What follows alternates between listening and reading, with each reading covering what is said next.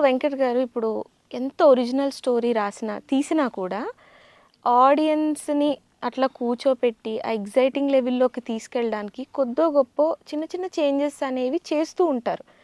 అలాంటి చేంజెస్ గానీ, ఎగ్జాగరేషన్ గానీ, కొంచెం హైప్ గానీ అలాంటి చేంజెస్ ఏమైనా చేశారా?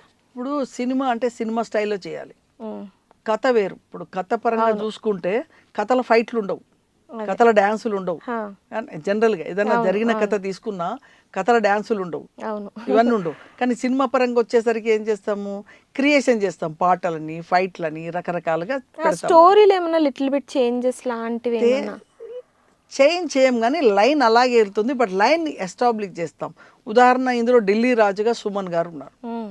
సుమన్ గారి దగ్గర నుంచి భగవతి రామానుజులు ఢిల్లీ నుంచి విగ్రహంతో వస్తూ ఉంటారు. హ్మ్. వస్తున్న టైంలో నేను హెక్స్టార్టర్ క్రియేట్ చేశాను అక్కడ బెంగళూరులో విక్రమోర్ అని మన కాంతారా అండ్ మన కేజీఎఫ్ ఈ fight master విక్రమోర్ very familiar and famous Kannada. అతనితో నేను ఫైట్స్ చేశాం. దాదాపు 100 మంది సైన్యాన్ని పెట్టేసి అక్కడ బెంగళూరు ప్యాలెస్లో షూటింగ్ చేశాం.